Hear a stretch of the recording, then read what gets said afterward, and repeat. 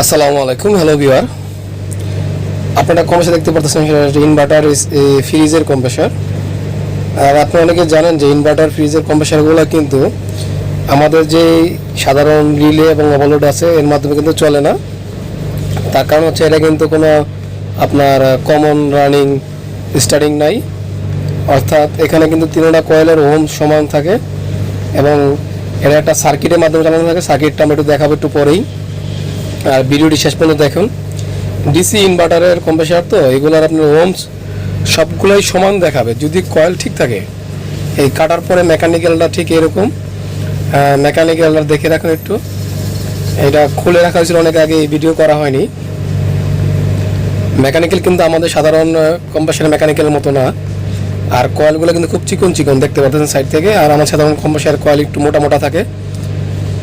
এই হচ্ছে তার ব্যবস্থাপনা, সব কিছুই এখানে। এটার একটি সমস্যা হচ্ছে এটা বাল্ব প্লেটটা ভেঙে গেছে। ইনভার্টার কম্প্রেসার দেখে বাল্ব প্লেট খোঁজা হচ্ছে, বাল্ব প্লেট পাওয়া গেলে লাগিয়ে দেওয়া হবে।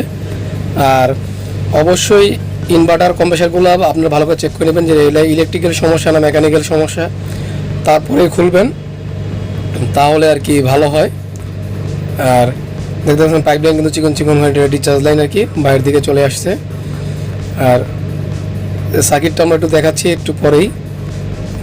কম্প্রেসার কিন্তু এটাই, আর শুধু ঘোরার সিস্টেম একটু অন্যরকম। আমরা যদি ভবিষ্যতে আমরা আরও কিছু কম্প্রেসার একসাথে কেটে চালিয়ে দেখাবো আর কি, তখন ভালো করে বুঝতে পারবেন আর কি এই কম্প্রেসারটা কীভাবে কাজ করে। এটা আমাদের ওইটার মতো উপরে নিচে আপ ডাউন করে, এটা সাইড থেকে আপ ডাউন করে আর কি। এই যে হেডটা দেখতে পাচ্ছেন এই পাশে থেকে ঠিক এইভাবে হয়ে থাকে। আর এটা হচ্ছে এই ডিসি ইনভার্টারের সার্কিটটা কম্প্রেসারের। এই কম্প্রেসারে কিন্তু এটার মাধ্যমে চালু হয়ে থাকে। আর অবশ্যই মানে এটা কিন্তু একটা থার্মোস্ট্যাট সেন্সর থাকে, সেন্সর থেকে কানেকশন আসে, এখানে লাগার পরে কিন্তু চালু হবে। অনেকগুলির মধ্যে দেখবেন যে থার্মোস্ট্যাট নাই, সেক্ষেত্রে কিন্তু এটা হবে না। থার্মোস্ট্যাট সেন্সর থেকে ঘুরে আসবে লাইন, তাহলে আমি লাইনটাকে ডাইরেক্ট করতে হবে, ডাইরেক্ট করে চালাতে হবে। এই ছোট একটি সার্কিটের মাধ্যমে কিন্তু কম্প্রেসারটা চালু হয়ে থাকে। সকলকে ধন্যবাদ, ভালো থাকবেন, আল্লাহ হাফেজ।